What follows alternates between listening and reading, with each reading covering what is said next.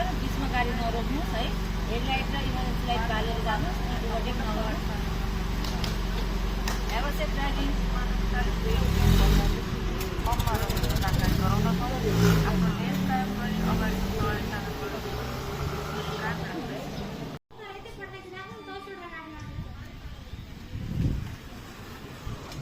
अस्पताल छैन भने एपिएफमा पठाएर लैजानु, म भनिदिन्छु है। एम्बुलेन्स यही छँदैछ, यो सबै आयो त हाम्रो पनि पुरै आछ त। नमस्तेबाट नमस्ते एउटा चाहिँ ठिकै छ हो र।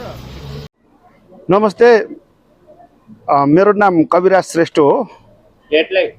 म यो नागढुङ्गा सुरुङ मार्ग मर्मत तथा सञ्चालन आयोजनाको सेफ्टी म्यानेजमेन्ट युनिटको डेपुटी हेड हुँ र म पूर्व सशस्त्र प्रहरी उपरीक्षक एसपी हुँ। र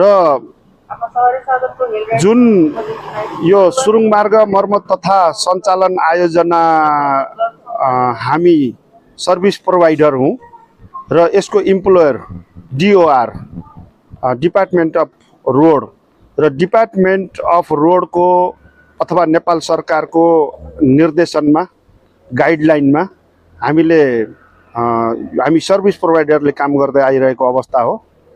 र अहिले पछिल्लो अवस्थामा यसका विभिन्न चरणहरू, यो सञ्चालनका विभिन्न चरणहरू पार गरेर, जस्तै इमर्जेन्सी रेस्पोन्स ग्रुपको मिटिङ, टेबल टप मकड्रिल, अनि फिल्डमा साँच्चैको मकड्रिलहरू पटक पटक गरेर हाम्रो जुन सेफ्टी म्यानेजमेन्ट युनिटमा रहेका रेस्क्यु टिम, टोइङ टिम, पट्रोलिङ टिमहरू र विभिन्न खालको चाहिने हाम्रो कम्पोनेन्टहरूले, फायर फाइटिङ टिमहरू समेतले आफ्नो खालको आफ्नो प्रोफेसन आफूले गर्नुपर्ने काममा अथक परिश्रम र मेहनतका साथ काम गरिसकेपछि अनि बल्ल यो आजको स्टेजमा, आज 2083 सालको भदौको 8 गते आज यो स्टेजमा आएर हामीले यसलाई सफ्ट ओपनिङको ट्रायल गर्ने चरणमा पुगेका छौँ।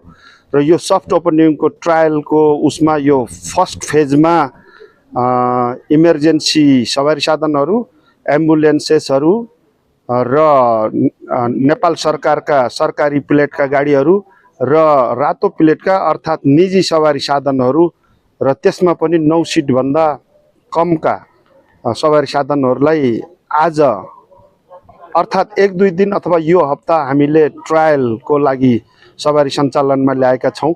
र यो सवारी सञ्चालनमा ल्याउँदाखेरि अहिले हामीले एकदम चाहिँ खुसी पनि महसुस गरेका छौँ। र यो हप्ताको एनालाइसिस गरेर सवारी चालकहरूसँगको उहाँहरूलाई पर्ने समस्या अथवा यसमा टनलभित्रको के कस्तो अवस्था हुनसक्छ र यसलाई हामीले फेरि दोहोरो सञ्चालन गर्नेछौँ। र आजदेखि हामीले बिहानको 9 बजेदेखि बेलुकाको 6 बजेसम्मको अवधिलाई एउटा टाइम कार्डको हिसाबले टाइमलाई सीमित राखेर चलाएका छौँ। र मलाई लाग्छ अहिलेसम्मको अवस्थामा अहिले 9 बजेबाट अहिले जुन 11:30-12 बजेको छ, अहिलेसम्म राम्रोसँग सञ्चालन भइरहेको छ। र साथसाथमै हामीले यो केही समयको लागि हामीले यो फ्री टनल प्रवेश पास गरेका छौँ। र तर हामीले चाहिने टोल कलेक्सन युनिटले टोल कसरी कलेक्सन हुने हो त्यो कुराको अभ्यास पनि गरिराखेको छ। र हामीले सवारी चालकहरूलाई अथवा सवारी धनीहरूलाई जो यो टनलबाट प्रवेश गर्न चाहनुहुन्छ उहाँहरूलाई हामीले एउटा पम्फलेट बनाएका छौँ। र त्यो पम्फलेटमा हामीले प्रति घन्टा 40 किलोमिटर भन्दा बढी स्पिड नहाक्नु होला, आफ्नो हेडलाइट पनि सवारी साधनको हेडलाइट बालेर प्रवेश गर्नु होला, अनि टनलभित्र नरोक्नु होला, रोक्न निषेध छ, अनि टनलभित्र कुनै पनि एउटा गाडीले अर्को गाडीलाई ओभरटेक नगर्नु होला भन्ने जस्ता विभिन्न सवारी साधनको हाम्रो टनलभित्रको नियमहरू पनि उहाँहरूलाई सम्झाउँदै उहाँहरूलाई पम्फलेटहरू पनि बाँडिराखेका छौँ। र साथसाथमै हामीले यो जुन चाहिँ नि यो टोल कलेक्सन युनिटले गर्नुपर्ने प्र्याक्टिस पनि गरिरहेको छ। र माथि जुन हामीसँग ट्राफिक फेसिलिटी मोनिटरिङ कन्ट्रोल रुमबाट पनि यो टनेलको र अपर्च रोड समेतको चाहिँ नि सबै उसलाई हामीले चाहिँ नि वाच गरिराखेका छौँ। त्यहाँबाट चाहिँ नि कन्ट्रोल रुमबाट हेरिराखेको छ र निर्देशनहरू उहाँबाट चाहिँ प्रचार गरिराखेको छ। बाटोमा नरोक्नुहोस्, टनलभित्र नरोक्नुहोस्, ओभरटेक नगर्नुहोस्, यी कुराहरू पटक पटक सम्झाइराख्नु भएको छ।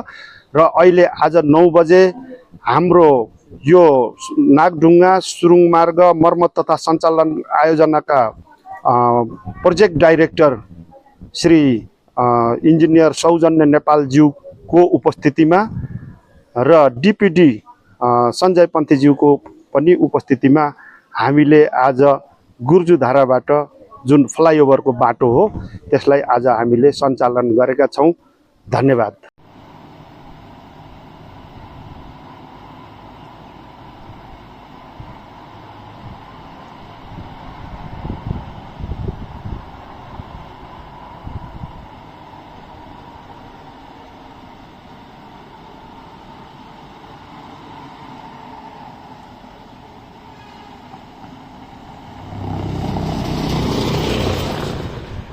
सम्बन्धित कर्मचारी बाहेक अन्य पैदल यात्रीलाई सुरुङमा प्रवेश गर्न सख्त मनाइ गरिएको छ। कृपया आफ्नो गन्तव्यतिर प्रस्थान गरिदिनु हुन विनम्र अनुरोध गर्दछौँ। धन्यवाद।